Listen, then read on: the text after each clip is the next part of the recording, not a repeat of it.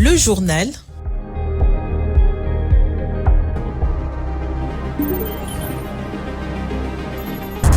Ce journal vous est présenté par Fonds des promotions de l'industrie.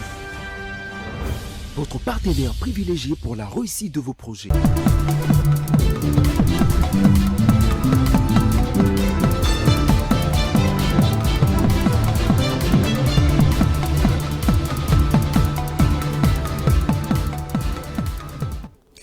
Bienvenue sur Géopolis Télévision, voici les titres de cette édition du journal. À la une de l'actualité, l'éventuel dialogue national dit inclusif qui refait surface moins d'une semaine après la publication du gouvernement Souminois 2, alors que l'opposition annonce une rencontre à l'extérieur du pays pour peaufiner sa stratégie. Le pouvoir multiplie de réunions pour renforcer la cohésion et parer à toute éventualité. Au sommaire également, dans le Haut-Katanga, joli coup de filet de la police nationale congolaise. Une dizaine de présumés criminels ont été présentés ce lundi à Lubumbashi. Et à l'étranger, au sommaire, dans cette édition, nous revenons sur ce classement de la Banque mondiale. L'Algérie, classée pour la deuxième année consécutive, un pays intermédiaire à revenu supérieur. Voilà tout pour les titres. Bienvenue dans cette édition d'information qui connaîtra la participation de Dieudonné Bouanali, qui est spécialiste de questions économiques. On reviendra avec lui sur les grandes manœuvres des inspecteurs de l'économie qui sillonnent les supermarchés de Kinshasa pour contrôler le prix. Mesdames et messieurs, bonsoir. Le processus de paix en République démocratique du Congo est-il sur la bonne voie? La dynamique diplomatique s'est mise en marche à Washington et à Doha, vous le savez. Les points de convergence se trouvaient sur les terrains diplomatiques tranchent cependant avec la réalité du terrain où les rebelles ne gardent pas l'arme au pied. Et quel mécanisme faut-il mettre en place pour que la réalité du terrain ressemble aux avancées diplomatiques? Pour le professeur Dadi Saleh, enseignant dans les instituts supérieurs du Nord Kivu, la solution est de mettre en place une force de dissuasion pour envisager une paix durable en RDC. Regardez.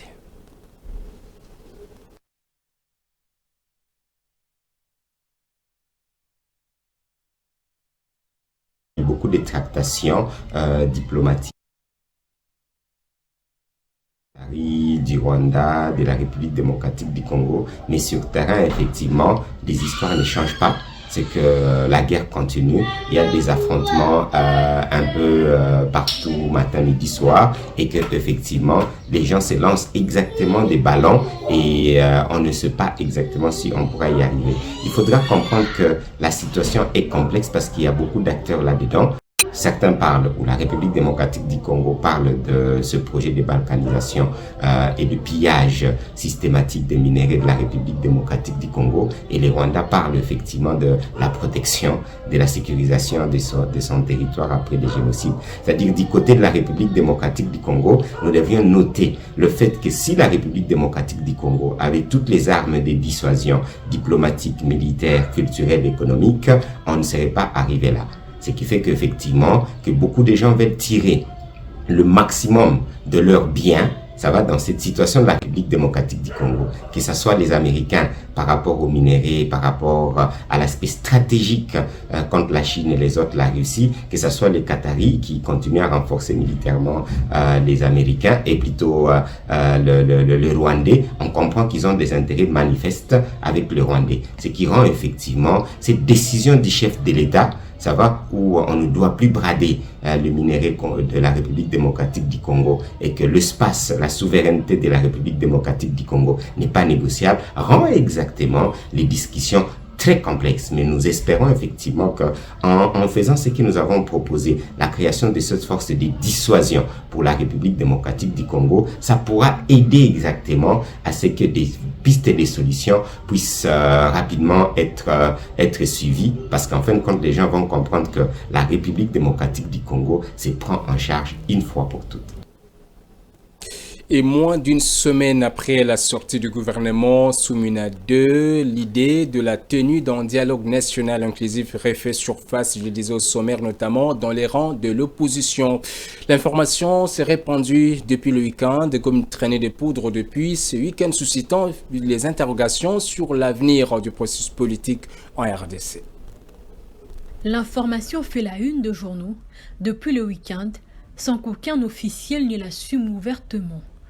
L'opposition réunie autour de certains leaders à l'image de Moïse Katumbi, Deli Sesanga, Martin Fayoulou, Jean-Marc Abound, Franck Diongo ou encore Joseph Kabila est unanime. La situation sociale et politique du pays nécessite de pourparler entre les acteurs. Une rencontre entre la soixantaine des délégués de l'opposition et de la société civile, proche de celle-ci, est annoncée soit en Europe ou encore dans un pays de l'Afrique de l'Ouest, probablement le Sénégal, selon certaines sources. Pour y arriver, cette rencontre voudrait-elle permettre à l'opposition de consolider son cahier des charges à présenter lors de ces possibles dialogues nationaux dits inclusifs? Rien n'est moins sûr, d'autant plus que la pluralité des voix au sein du groupe ne devrait pas être de nature à laisser penser, du moins dans les formats actuels. Entre les partisans du camp de la patrie et l'aile dure dans le kabiliste, l'on n'a pas le même entendement au sujet du dialogue.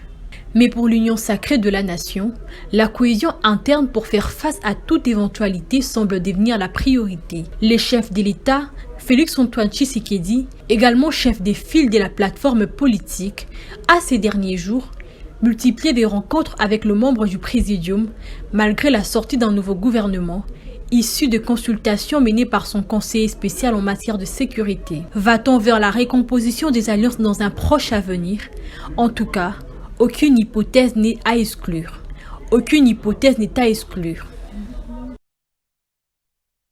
Et une réunion stratégique s'est tenue ce dimanche 10 août 2025 au siège de l'Union sacrée de la Nation dans la commune de la Gombe. Nous sommes à Kinshasa avec objectif renforcer la cohésion et garantir plus de transparence au sein de la majorité présidentielle. Le secrétaire permanent de la plateforme, André Mbata, a indiqué que cette rencontre a réuni le présidium de l'UCN, de membres du gouvernement ainsi que le leader de partis regroupement politique. La réunion ce dimanche au siège de l'Union sacrée de la Nation dans la commune de Gombe visait à renforcer la cohésion et la transparence au sein de la majorité présidentielle. Outre le présidium de l'Union sacrée de la Nation, y ont participé de membres du gouvernement ainsi que des responsables de partis et regroupements politiques affiliés. Les discussions ont également porté sur la répartition des responsabilités dans le scrutin interne. Ce travail prépare la tenue d'un congrès de l'UCN.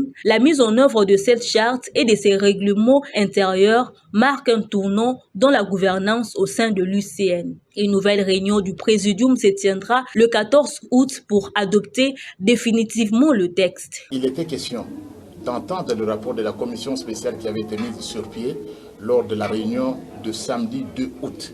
Cette réunion devait se pencher sur les textes, notamment sur la charte et sur le règlement intérieur. Nous nous sommes penchés là-dessus et le travail va donc continuer, va se poursuivre. Et je dois vous dire que la prochaine réunion du Présidium, sous la présidence de la haute autorité politique, c'est jeudi prochain.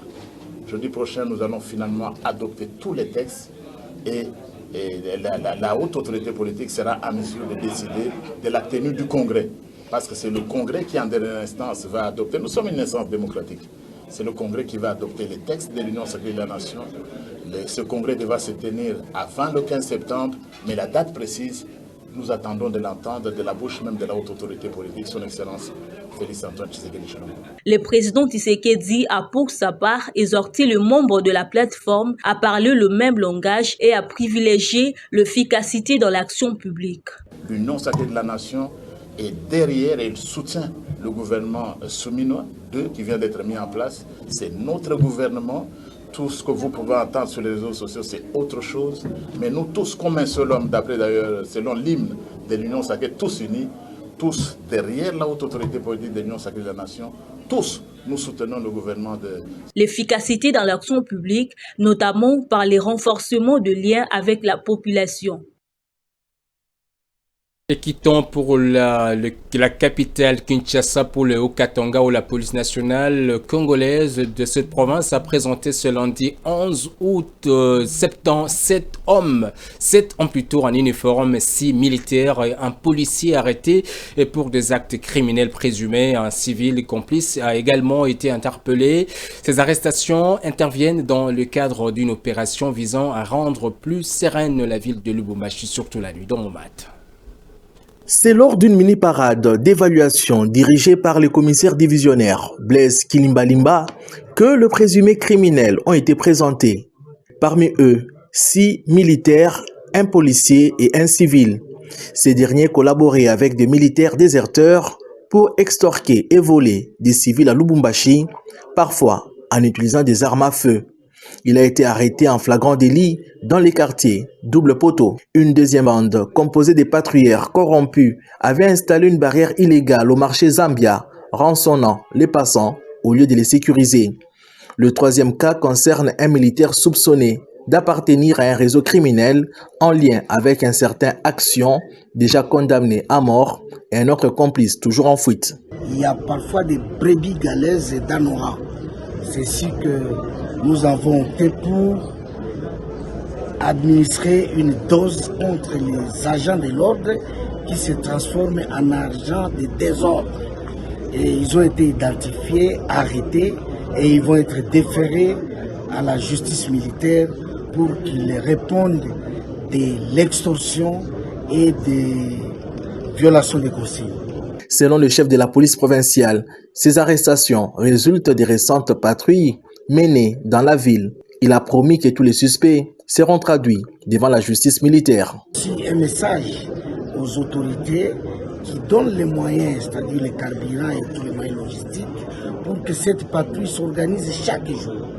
Et c'est grâce à celle-ci que nous obtenons des résultats du genre toutes les personnes Action et sa bande qui ont été condamnés à mort. Tout à l'heure là, on a mis la main sur un de leurs condisciples et qui va les rejoindre à la justice militaire parce qu'ils ont pris les armes. Au cours de ces rendez-vous hebdomadaires, le patron de la PNC dans le Haut-Katanga a rappelé ses troupes à la responsabilité individuelle avant de les exhorter à la collaboration pour la bonne marche des services.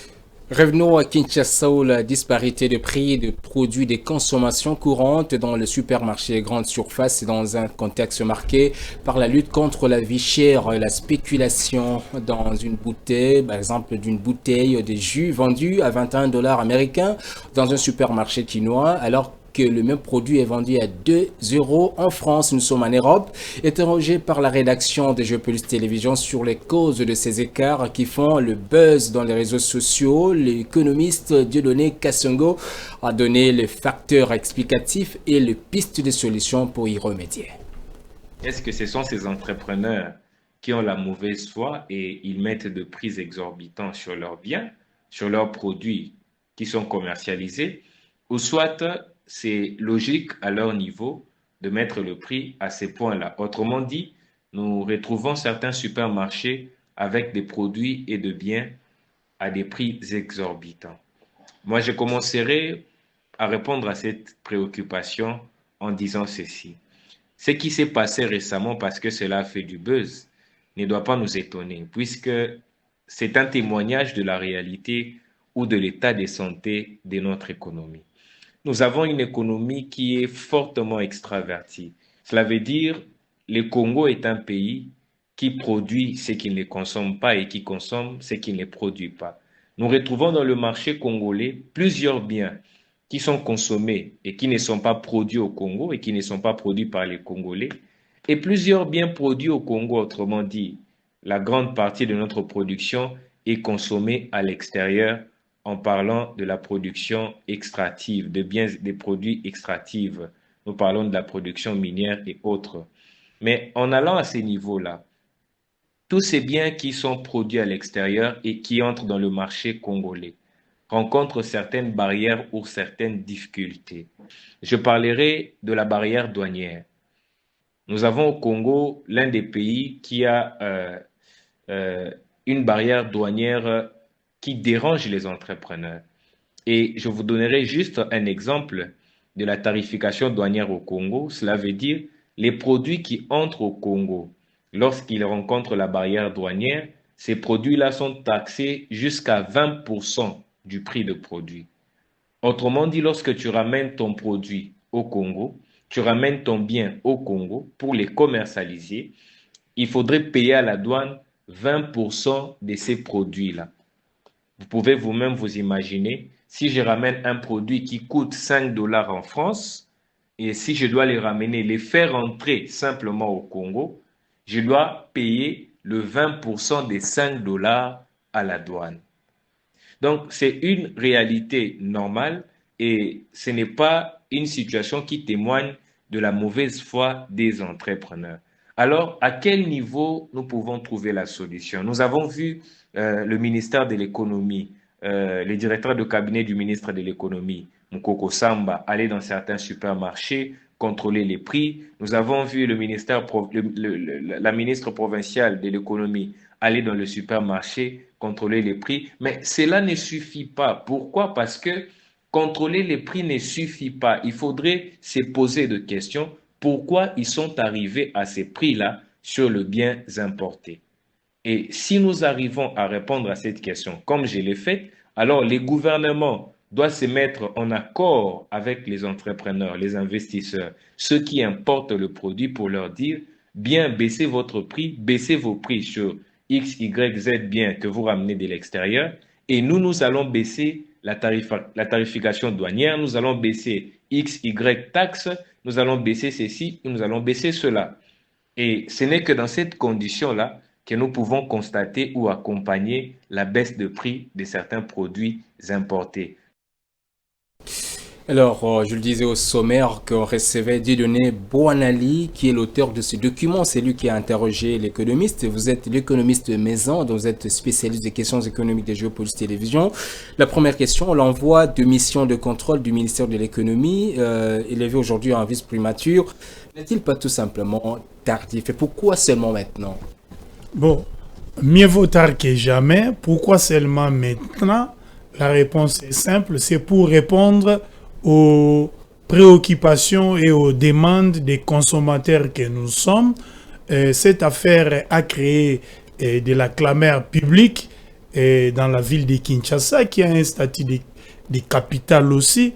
Comment imaginer un bien qui coûte 2 $, voire 5 $ en Europe et importé en République démocratique du Congo, vendu sur place à Kinshasa, ces mêmes biens doivent coûter 20 fois, 30 fois plus.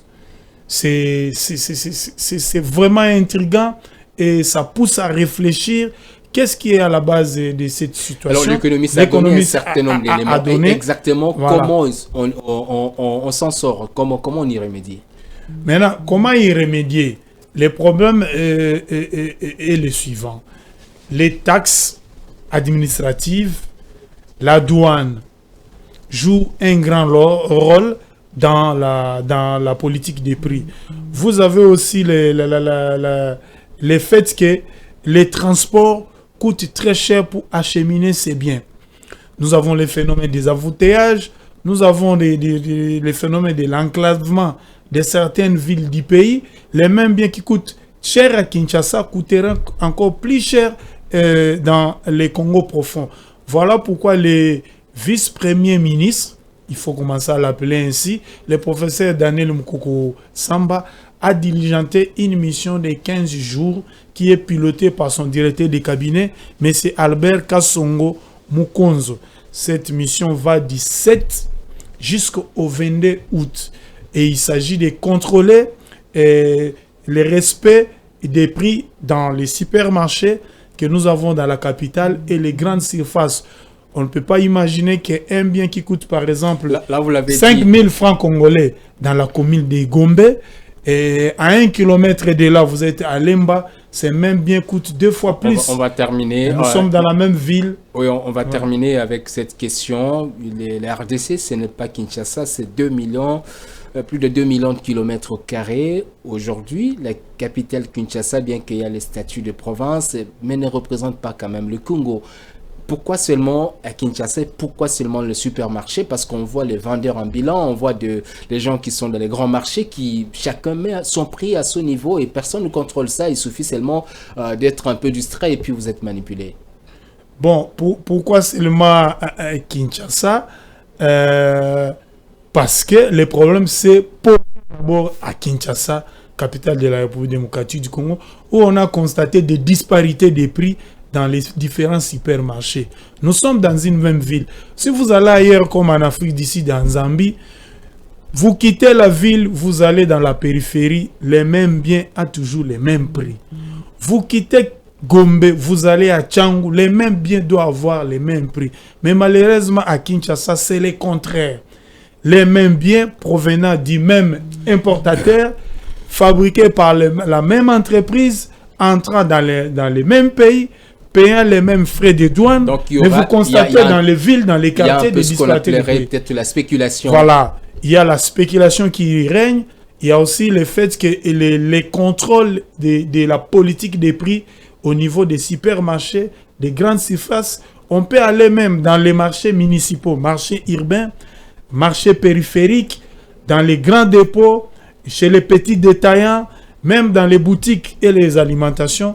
On ne contrôle pas régulièrement les prix, mais nous saluons l'effort qui a été fait par le gouvernement congolais. Il y a aussi un problème au ministère de l'économie. Il faut qu'on recrute, qu'on forme d'autres inspecteurs qui doivent commencer à descendre sur le terrain. Ils sont en nombre insuffisant. Là, et le Congo, c'est un autre...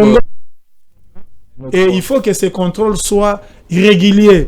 Il ne faut pas qu'on passe aujourd'hui, nous sommes au mois de juillet, et au mois d'août, il n'y a pas de contrôle. Septembre, il n'y a pas de contrôle. Le message est passé, Dieudonné. Merci. C'est comme ça, vont revenir toujours au prix dénoncé. Merci beaucoup, Dieudonné Bonali. Merci d'avoir répondu à nos questions. Je rappelle, vous êtes spécialiste de questions économiques de Géopolis Télévision. On passe à autre chose, l'usage, l'intelligence artificielle de bien d'autres logiciels dans le processus rapide de correction des examens d'État et qui ne cesse d'alimenter la réflexion sur cet outil moderne qui fait avancer divers domaines.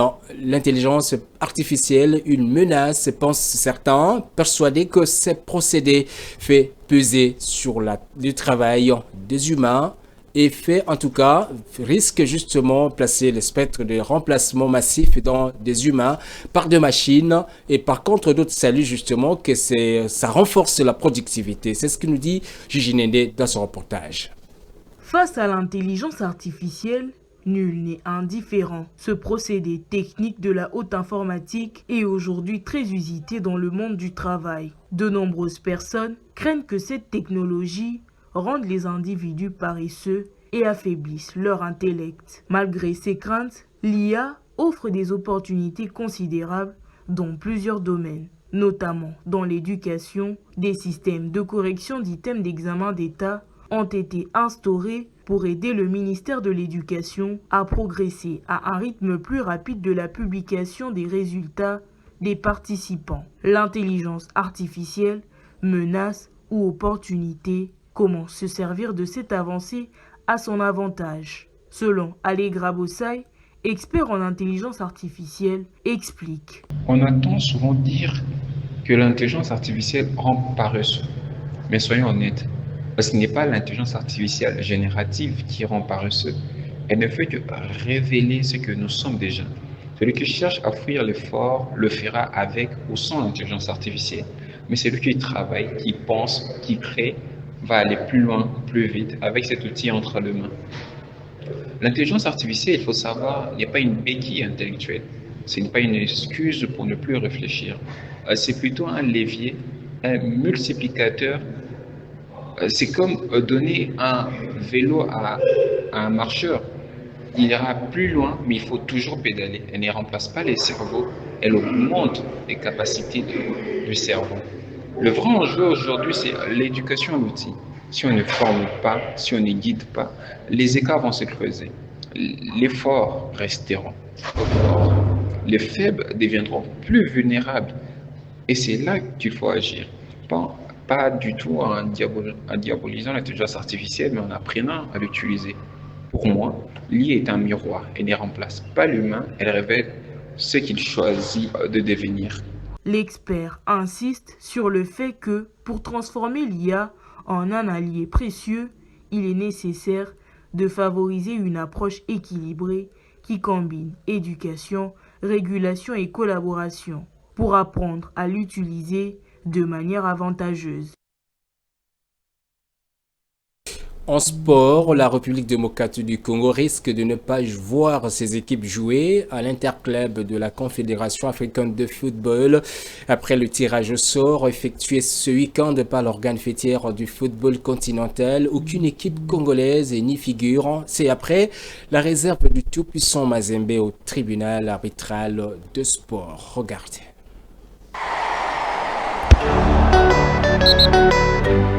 Alors que les autres nations africaines connaissent déjà leurs représentants, l'RDC, elle, navigue dans la confusion. La raison ? Un imbroglio juridico-sportif qui paralyse la validation du classement final par la FECOFA.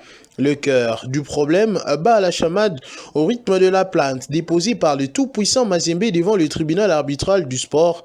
Ce recours, telle une surprise inattendu, a gelé les processus d'envoi de clubs congolais aux compétitions continentales.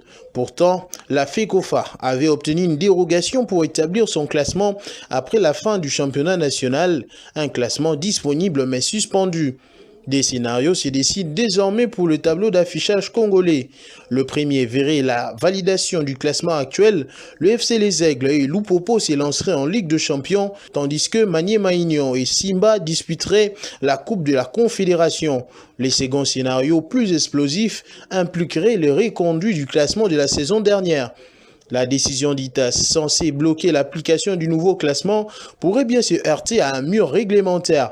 Selon l'article 55 alinéa 3 des statuts de la FIFA, l'instance ne peut exécuter une décision du TAS que si elle a elle-même rendu une décision contraire en première instance. Or, Mazembe n'a pas saisi la FIFA, créant une impasse juridique inédite.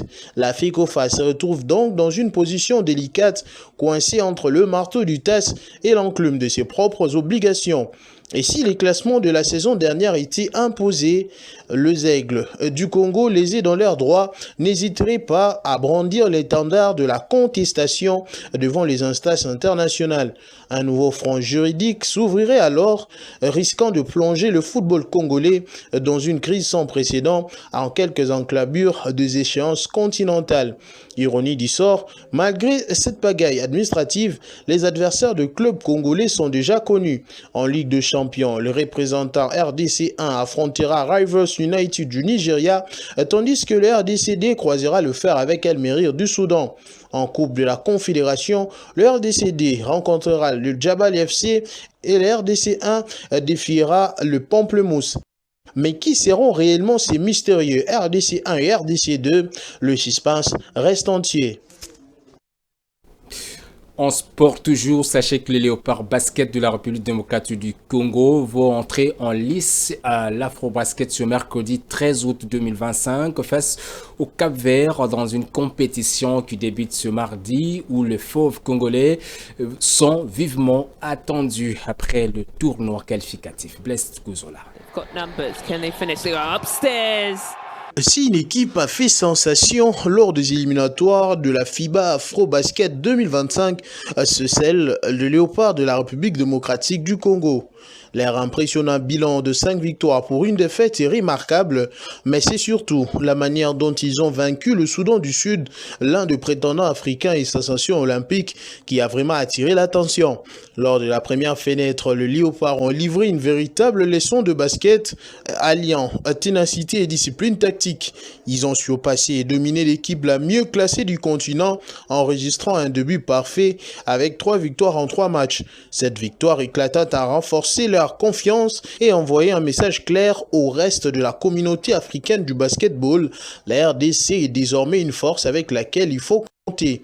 Le Soudan du Sud est revenu plus fort lors de la deuxième fenêtre et a infligé à la RDC sa seule défaite avec une victoire écrasante 79-58, mais les Léopards avaient déjà fait leur preuve. Les Fauves congolais ont affirmé leur place dans la compétition, prouvant qu'ils peuvent rivaliser avec les meilleures équipes africaines. À l'approche de la FOBasket 2025, qui se déroulera en Angola du 12 au 24 août, la grande question reste posée. La RD Congo pourra-t-elle maintenir cette dynamique sur la scène continentale?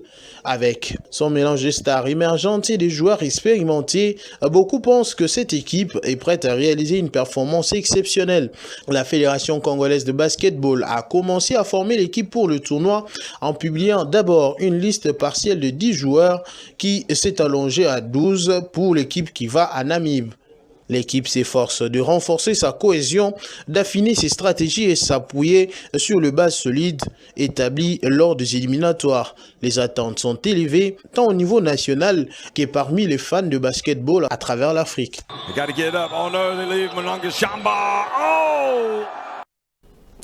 Et voilà pour le sport. Tout de suite, la page internationale.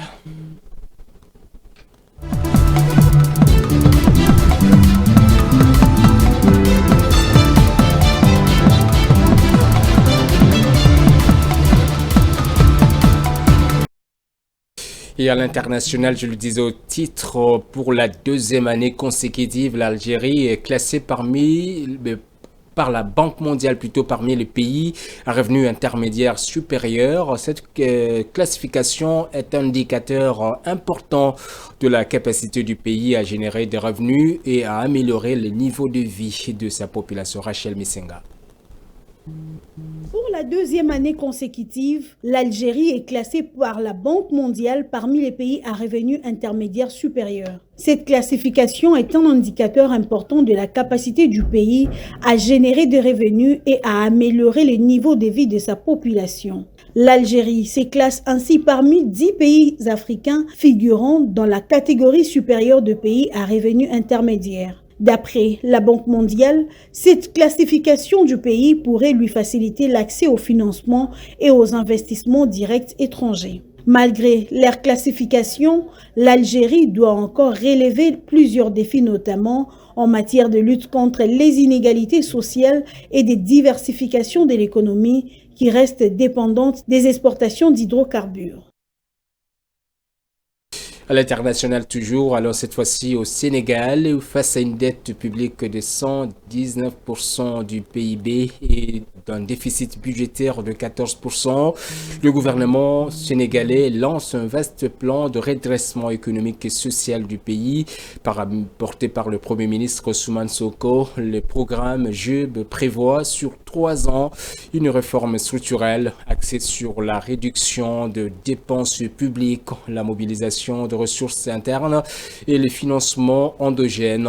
Objectif, restaurer la stabilité budgétaire, stimuler la production nationale et repositionner le Sénégal sur les marchés internationaux. Suivez. C'est l'un des plans économiques les plus ambitieux de l'histoire du Sénégal. Le gouvernement a dévoilé le 1er août 2025 son plan de redressement économique et social baptisé JUB. En tout, plus de 5 600 milliards de francs CFA à mobiliser sur 3 ans pour restaurer la stabilité budgétaire, renforcer la souveraineté économique et relancer la croissance. Présenté par le Premier ministre Ousmane Sonko, ces plans s'inscrivent dans la feuille de route Vision 2050. Objectif affiché, rassurer le marché international, améliorer la gouvernance économique et relancer le moteur de croissance autour de 3 piliers.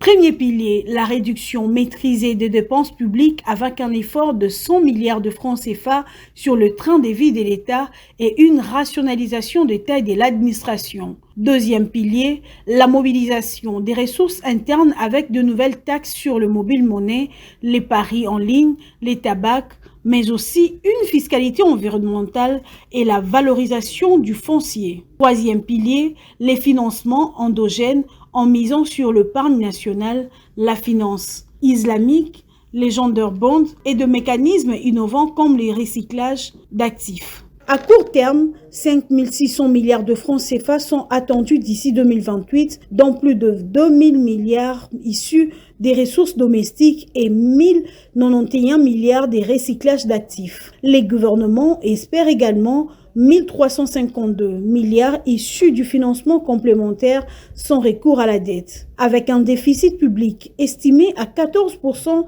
et une dette à 119%, ces plans visent aussi à restaurer la crédibilité du Sénégal sur le marché. Mais pour convaincre, il devra rapidement passer de la parole aux actes. Et on termine ce journal par la revue de presse dans Momat.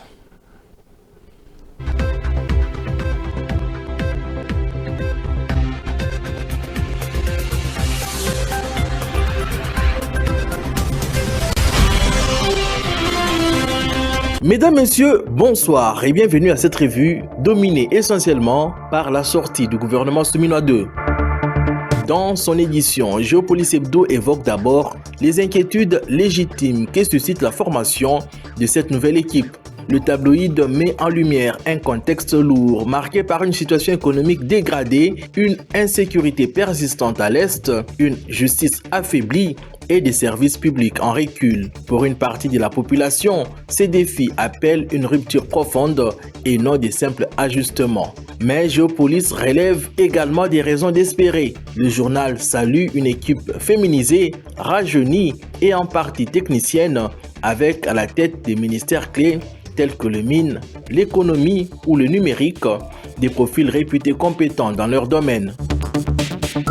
Le potentiel, lui, met l'accent sur les réactions populaires. Il constate un pays partagé entre espoir et méfiance, notamment sur les réseaux sociaux, où la nomination des personnalités nouvelles comme Floribert Anzoulouni et Guillaume Nguefa a été plutôt bien accueilli. Mais le retour de plusieurs figures de l'ancienne équipe a suscité un vif scepticisme. Le journal résume cette perception par une formule. Pour beaucoup, ce gouvernement traduit moins une rupture qu'un recyclage stratégique. Du côté du phare, le ton est plus nuancé. Le journal se félicite de la mise en place d'un gouvernement dit de combat, chargé d'appliquer les 6 piliers du second mandat du président Tshisekedi, mais ne cache pas ses critiques. Il s'inquiète notamment d'un équilibre trop politique au détriment parfois de l'efficacité. Forum des As enfonce le clou. Le journal évoque aussi l'instabilité politique qui fait que chaque remaniement remet en question les projets lancés. Il déplore l'absence d'un plan de développement cohérent engageant l'ensemble du pays. À cela s'ajoutent des problèmes structurels, manque de leadership interinstitutionnel, non-respect des engagements initiaux et l'absence de financement préparatoire qui empêchent la phase de construction de démarrer, même lorsque les bailleurs sont prêts. Forum des As conclut en ces termes: le Congo rêve grand mais n'assure pas toujours le passage de la vision à la réalité. Fin de cette revue de presse. Au revoir et à la prochaine.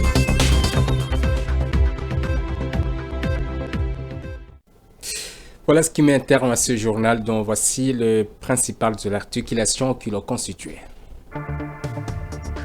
À la une de l'actualité, l'éventuelle actualité plutôt d'un dialogue national dit inclusif qui refait surface après une semaine après la mise en place d'un nouveau gouvernement dit d'ouverture, alors que l'opposition annonce une rencontre à l'extérieur du pays pour peaufiner cette stratégie. Le pouvoir multiplie de réunions au sein de l'Union sacrée pour faire face à toute éventualité.